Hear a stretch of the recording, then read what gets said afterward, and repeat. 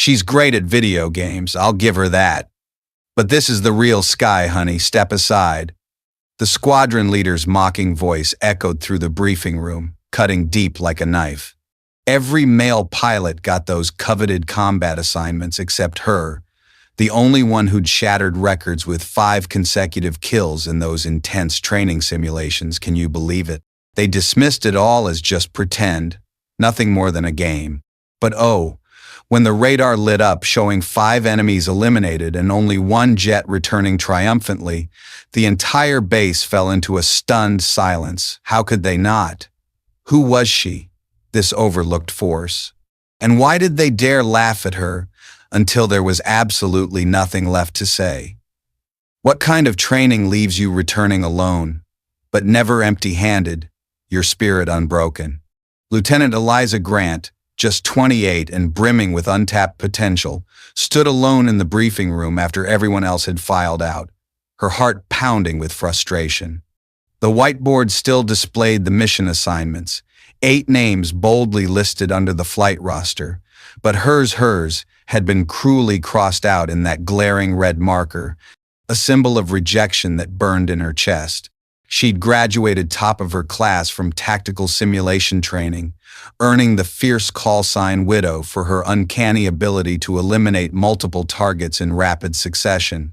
Wow, what a feat. In the simulators, she was utterly untouchable, a legend in the making. Perfect kill ratios, flawless tactical decisions, split-second reaction times that made even the toughest instructors pause and watch in awe. How could anyone doubt her after that? But Hunter Ridge Air Base clung to that old-school mentality, where combat experience trumped everything else, no questions asked. And Eliza? She had none. 0 real-world scars to show. The veteran pilots sneered at her as the paper pilot, skilled on screens but untested in the real sky. Oh, the injustice of it all. Major Thompson, the squadron leader, didn't even try to hide his skepticism, his words dripping with doubt. Grant, you're staying on ground support today. Monitor communications. Track radar contacts. Let the real pilots handle the flying. Those words stung like fire, but not because they were cruel, no. They stung because Eliza knew exactly what was coming, and nobody, not a soul, would listen to her warnings. She'd spent 3 exhausting, sleepless nights poring over intelligence reports about the Sierra Gulf sector, her mind racing with possibilities, enemy movement patterns, electronic warfare capabilities, likely attack vectors, every detail etched into her brain. The mission plan the squadron was using had a fatal flaw, a deadly blind spot in Sector 3 where enemy jammers could disable their communications and targeting systems. Why wouldn't they see it? During yesterday's tactical briefing, she tried desperately to warn them, her voice steady despite the nerves. Sir, if I may. Eliza had stood up, pointing urgently to the map display. This flight path has a vulnerability. If the enemy deploys electronic countermeasures here, our entire formation will be exposed, completely vulnerable. I recommend an alternative route that maintains communication links while providing better defensive positioning. Major Thompson had barely looked up from his coffee, dismissing her with a wave. Lieutenant, that's just textbook theory.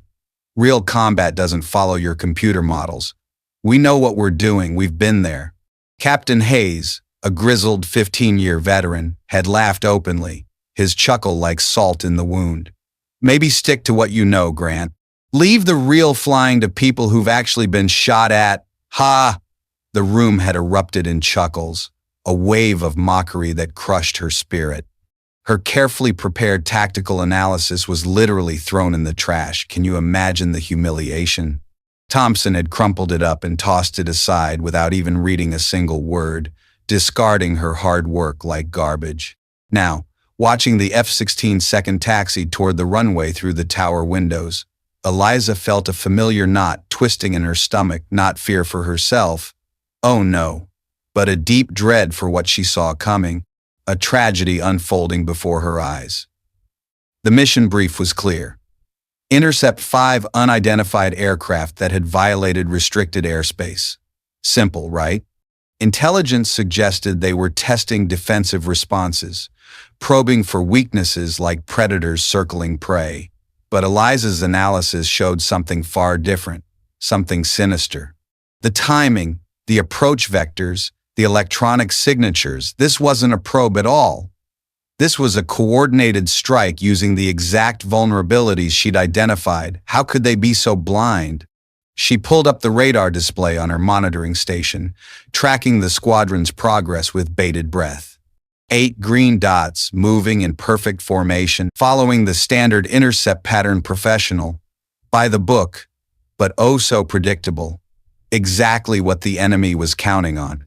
Her fingers drummed against the console as she watched the distance close, her anxiety building with every second. On her personal tablet, she had the alternative flight plan, the one Thompson had so arrogantly dismissed. Why wouldn't they listen? 27 pages of meticulous tactical analysis, threat assessment, and contingency planning, all useless if nobody would even give it a glance. Heartbreaking, isn't it? The radio crackled with routine check-ins. Hunter Base, Tiger Flight is airborne, proceeding to Waypoint Alpha. Copy, Tiger Flight. Weather is clear. No additional traffic reported. Normal pilot chatter filled the air. Confident voices of men who'd flown hundreds of missions echoed through. They had every reason to feel secure, or so they thought. They had no idea they were flying straight into a trap that could have been avoided so easily. Eliza stared at the radar screen, watching the green dots advance toward what she knew would be a killing field. God help them, she whispered to the empty room, her voice trembling with worry. The radio chatter started casual, almost playful, like a boys' club in the skies. Eliza monitored from the command center, her eyes glued to the 8 green dots advancing across the radar display. Hey, Widow. Captain Hayes's voice crackled over the comm, laced with sarcasm. You getting all this down in your little notebook? Make sure you write about how real pilots handle business, yeah. Laughter echoed across the channel, stinging her ears. Major Thompson cut in. Keep it professional, gentlemen. But then he added, Hayes is right, Grant. Hope you're taking notes. This is how it's done outside the simulator. Pay attention. Eliza's hands clenched around her coffee cup. Her knuckles white with frustration. She wanted to warn them about Sector 3 so badly. But ground support wasn't supposed to interrupt flight operations. What was she to do? Tiger Flight, approaching Waypoint Alpha, Lieutenant Morrison reported. Sky is clear. No contacts visible. On Eliza's screen, she could see what they couldn't, 5 red dots approaching from the northwest. Using terrain masking, exactly where her analysis had predicted. Oh no, it was happening. Contact bearing 270. Range unknown, Hayes called out. I'm seeing something on thermal, but nothing on radar. That's the jamming, Eliza thought desperately, her heart racing. They're using electronic countermeasures while maintaining target locks on our planes. How can this be unfolding just as I feared? Tiger 2. Confirm contact, Thompson ordered. Negative on radar contact. Thermal's fuzzy too. Might be a ghost signal. Stay in formation. Probably atmospheric distortion. Eliza couldn't stand it anymore. The tension was unbearable. She keyed her microphone. Hunter Base to Tiger Flight. Recommend immediate evasive maneuvers. Multiple contacts approaching from northwest quadrant using electronic warfare now. Static filled the channel. Then Thompson's voice came sharp and irritated. Ground control. Maintain radio discipline. We don't need simulator scenarios right now. Stay out of it. Sir, this isn't a scenario. My analysis shows. Grant, get off this frequency. That's an order. The channel went quiet, leaving her in agony. Eliza stared at the radar screen in horror as the red dots closed distance less than 60 seconds until the enemy would be in firing position. Please, no. She reached for her secure phone when Hayes's voice exploded over the radio. Missiles inbound. Multiple contacts, they came out of nowhere. Break formation, Thompson shouted. Evasive maneuvers. My targeting system's down, Morrison called out, panic thick in his voice. I can't get a lock. Electronic warfare package is active, another pilot reported. Communications degrading. Radar intermittent. Eliza watched the chaos unfold. Her worst nightmare coming true, the enemy had executed the exact attack pattern she'd outlined in her discarded report. Her squadron was flying blind. Their technology useless, how heartbreaking. Formation scattered. Tiger 4 is hit, someone screamed. Tiger 4 going down! The radio erupted in overlapping transmissions, damage reports, position calls, desperate coordination attempts, but communications were so jammed that pilots couldn't find each other, let alone the enemy. Pure pandemonium. Base, this is Tiger Lead. Thompson's voice was strained, laced with fear. We need immediate support. Request backup aircraft urgently. The base commander's voice came over the emergency channel. Negative, Tiger Lead. All available aircraft are committed. You're on your own. Good luck. Eliza stared at the radar display. Her breath catching 4 friendly signals had gone dark already. The remaining F-16 second were scattered across 50 miles of airspace, being picked off one by an enemy that could see them perfectly while remaining invisible. Unfair, isn't it? In the corner sat the backup F-15 Eagle, a single-seat fighter on alert status, gleaming under the lights.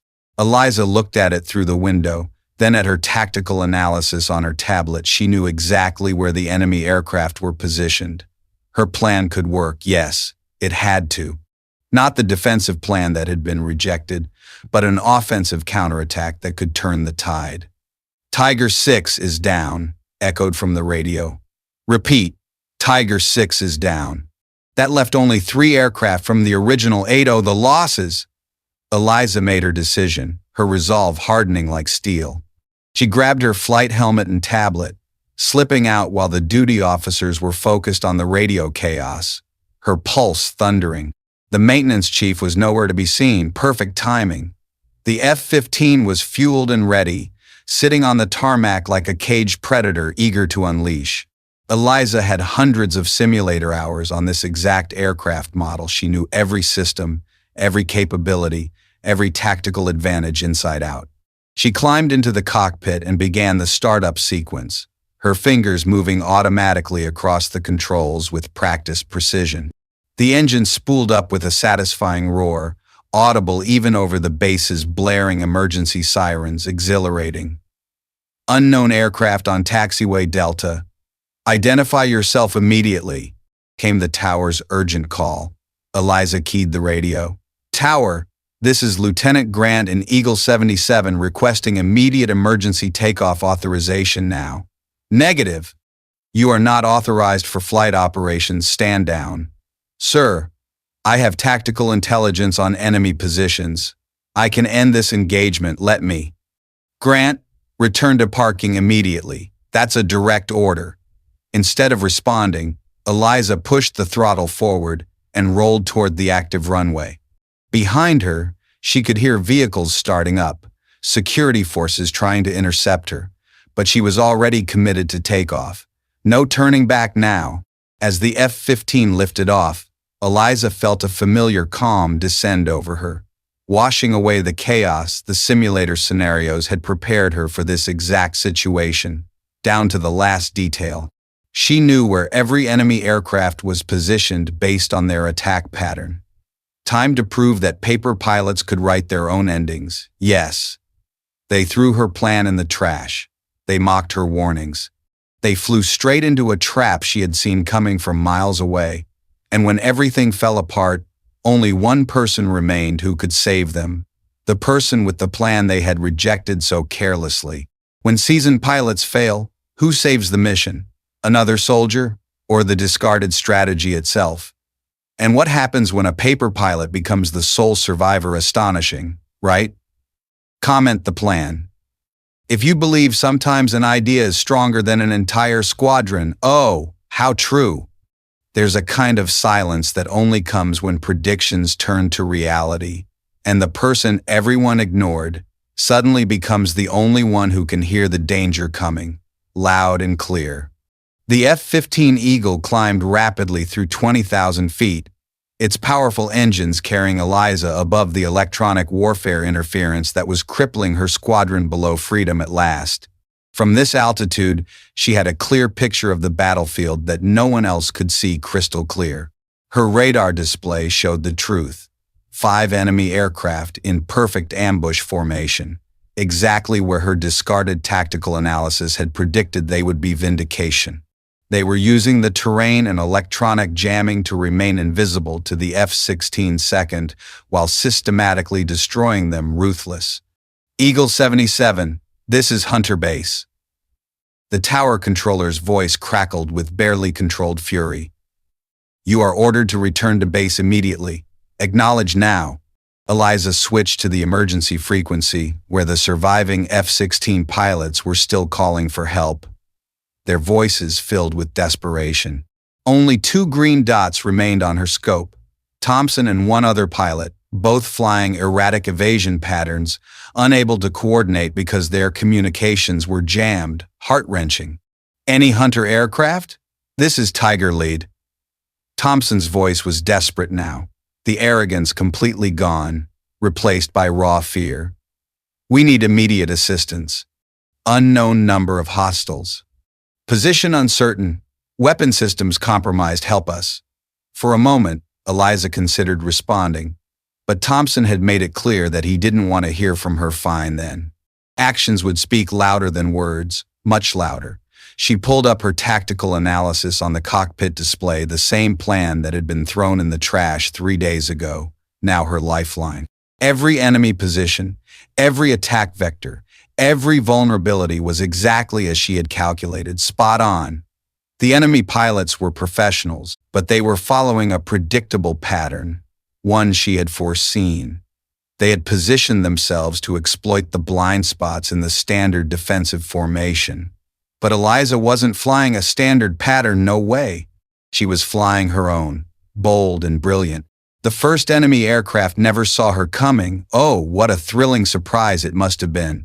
Diving from above at nearly supersonic speed, her heart racing with adrenaline, Eliza locked onto the lead hostile with her AMRAAM missiles, her focus razor sharp. The pilot was so focused on hunting the F-16 second below that he didn't notice the new threat until Eliza's missile was already streaking through the air, too late for him. Fox 3, she called over the radio, using the standard code for a missile launch, her voice steady amid the chaos. The explosion lit up the sky like a fiery beacon of victory. 1 down, yes. Now the enemy formation was in utter chaos, their plans crumbling before their eyes.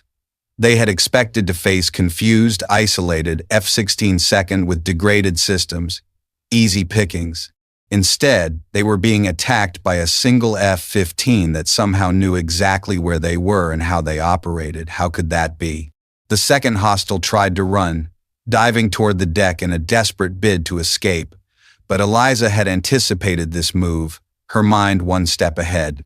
It was outlined in paragraph 12 of her tactical analysis, every detail mapped out meticulously.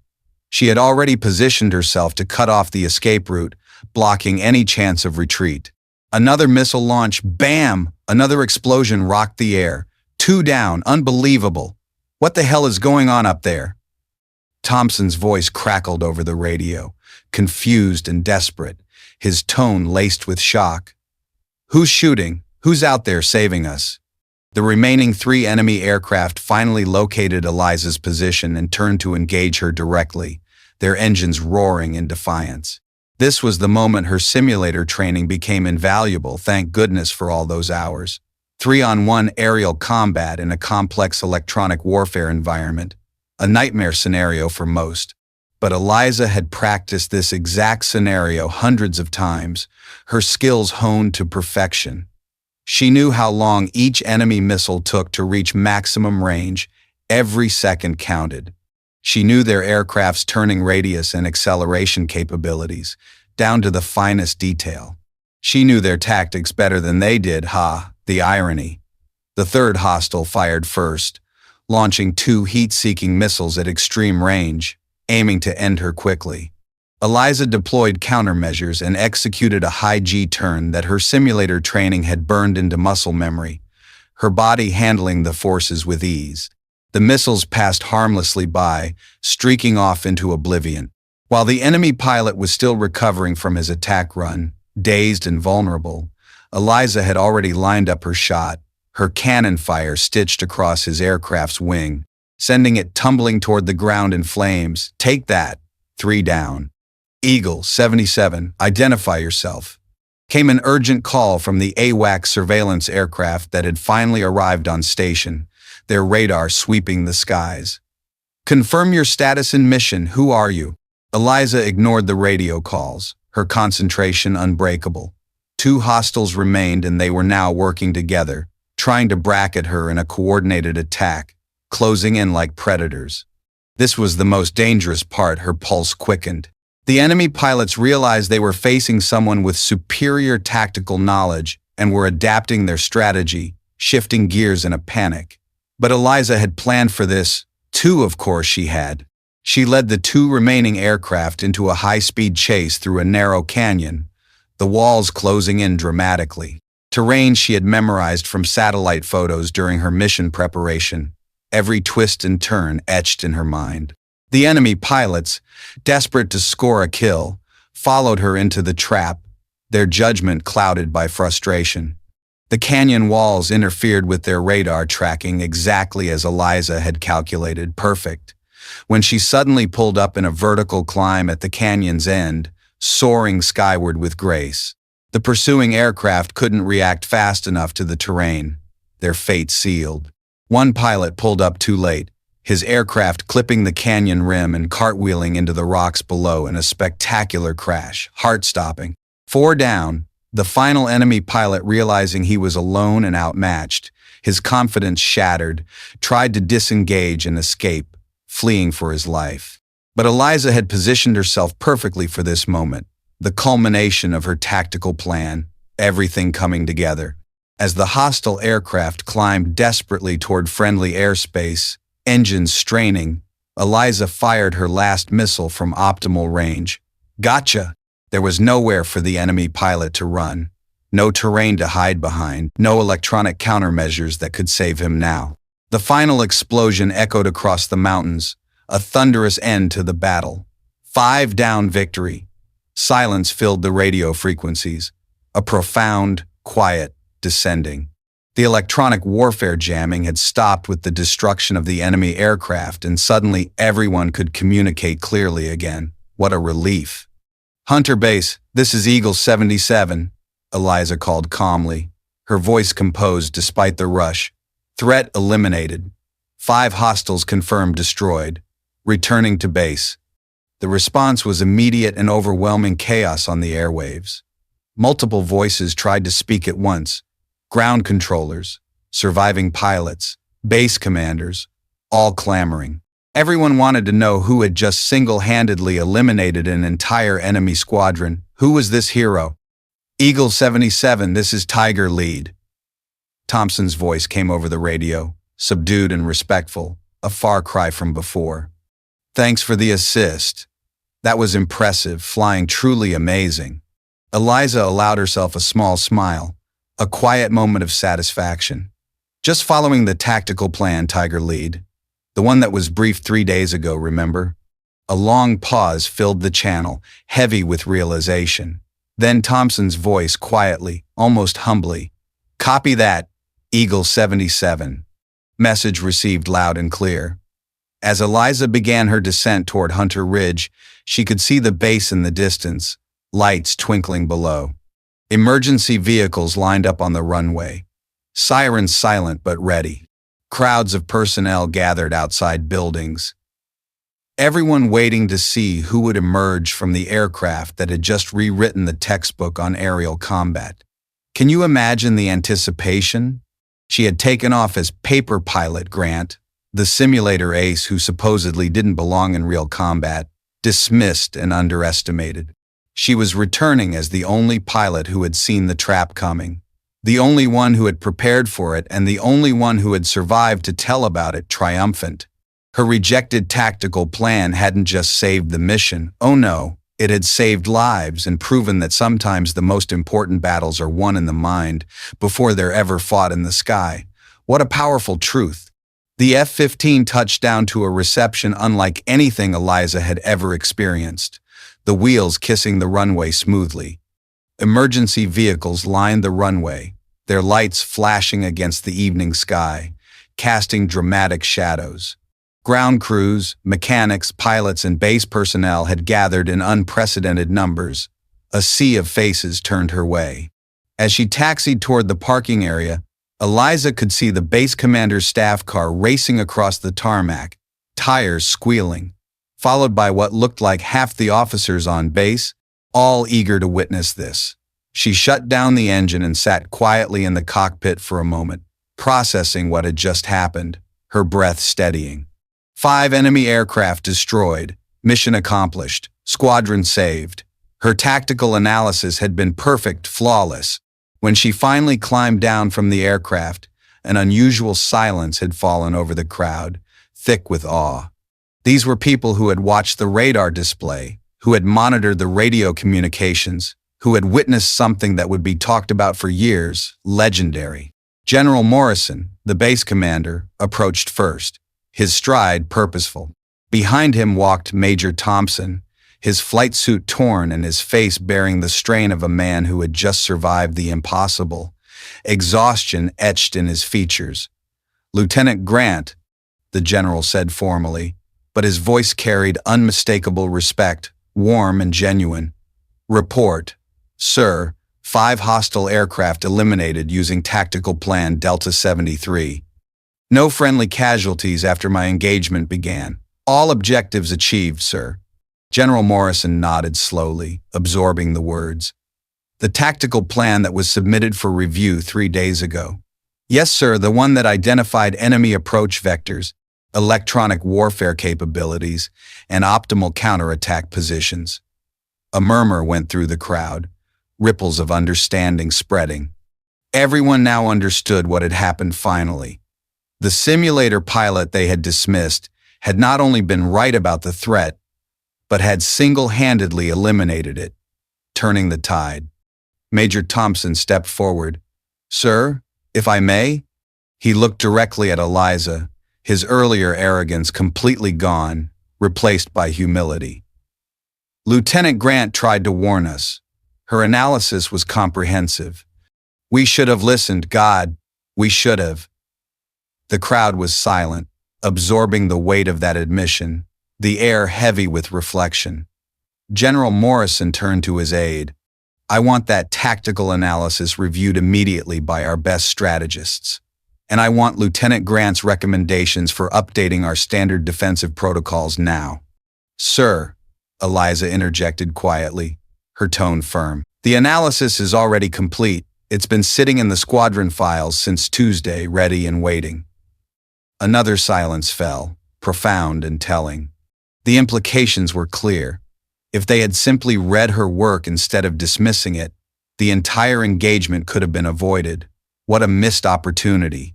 From now on, the general announced to the assembled crowd, his voice booming, all tactical submissions will receive full strategic review regardless of the submitter's flight status, and Lieutenant Grant will be leading our tactical planning division, effective immediately. Mark my words! Applause erupted from the crowd, but Eliza noticed the quality of it deep and sincere. Not the polite recognition given to someone who got lucky, but the genuine respect accorded to someone who had proven their expertise under fire earned through sheer brilliance. Later that evening, in the squadron-ready room, the atmosphere had completely changed, buzzing with newfound admiration. Pilots who had mocked her paper pilot status now approached her table with technical questions about electronic warfare countermeasures and multi-threat engagement tactics, eager to learn. Captain Hayes, who had made the video games comment just hours earlier, sat down across from her, his expression sheepish. Grant, I owe you an apology and a drink. Hell, I owe you dinner for the rest of my career. What was I thinking? Not necessary, Eliza replied simply, her eyes steady. Just read the tactical briefings next time, please. Hayes laughed, but it was the laughter of respect, not mockery, warm and appreciative. You know what they're calling you now? What? The widow? But not because you're good at simulators. He paused, studying her face with genuine awe. Because when you engage, you leave widows behind, damn. 3 weeks later, the Widow Mark protocol became standard training at every fighter squadron in the Air Force Revolutionary. Eliza's tactical analysis was classified and distributed as required reading for all combat pilots, a must-study. Her name was no longer associated with simulators. In theory, it was associated with 5 confirmed kills and the salvation of an entire squadron heroic. I didn't win because I flew better than them. I won because I had already seen everything before it happened. Foresight wins. They called me paper pilot like it was an insult. But paper is where battles are won, absolutely. In the planning, in the analysis, in the careful study of what your enemy will do before they know it themselves.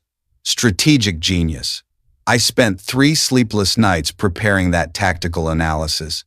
Not because I wanted to show off, but because I could see what was coming clear as day. The attack vectors, the timing, the electronic warfare patterns. It was all there in the intelligence reports if you knew how to read them, hidden in plain sight. When they threw my plan in the trash, I wasn't angry. I was terrified because I knew exactly what would happen to those pilots' lives at stake, and there was nothing I could do to stop it until there was the moment arrived. The simulator training they mocked saved more than just my life that day. It saved us all. Every scenario I had practiced, every tactical decision I had rehearsed, every split-second calculation I had memorized, it all came together in 18 minutes of real combat that proved theory and practice aren't opposites. They're the same thing, seamless. Now, when young pilots come through tactical training, they study my engagement frame by frame intensely. They analyze the decisions, the positioning, the timing. They're learning the same lesson I had to prove the hard way. That preparation beats experience when preparation is done right, undeniable. Major Thompson visits my office every Tuesday now. Not to apologize anymore, but to review tactical scenarios with someone whose judgment he has learned to trust. Profound change. The arrogance is gone, replaced by the humility that comes from being saved by the person you underestimated. Humbling, isn't it? Captain Hayes tells people that he learned more about air combat in 5 minutes of watching my gun camera footage than in 15 years of flying. He's probably right, but the lesson isn't about flying. It's about listening, truly hearing. The military taught me to follow orders, but that day taught me something else eye-opening. Sometimes the most important order you can give is to yourself. When everyone else is wrong and lives are at stake, you don't wait for permission to do what's right. You just do it boldly. They still call me widow now, but the meaning has changed, evolved. I'm not the simulator ace who couldn't handle real combat. I'm the tactical analyst who eliminated 5 threats in 18 minutes because I had spent months preparing for exactly that moment. Preparedness pays off. The radar data from that engagement is still classified, but the lesson isn't timeless. Silence speaks loudest when it's followed by action. Powerful. I don't need them to celebrate me. I don't need parades or medals or recognition ceremonies, none of that. I just need them to read the briefings, to respect the analysis, to understand that sometimes the most important battles are fought in the mind long before they're fought in the sky. Profound wisdom. And when someone throws your plan in the trash, remember that doesn't make the plan wrong. It just means you'll have to prove it's right, and oh, how sweet that proof can be. Subscribe to QH Incredible Stories if you believe silence speaks loudest, especially after 5 clean kills. What a story.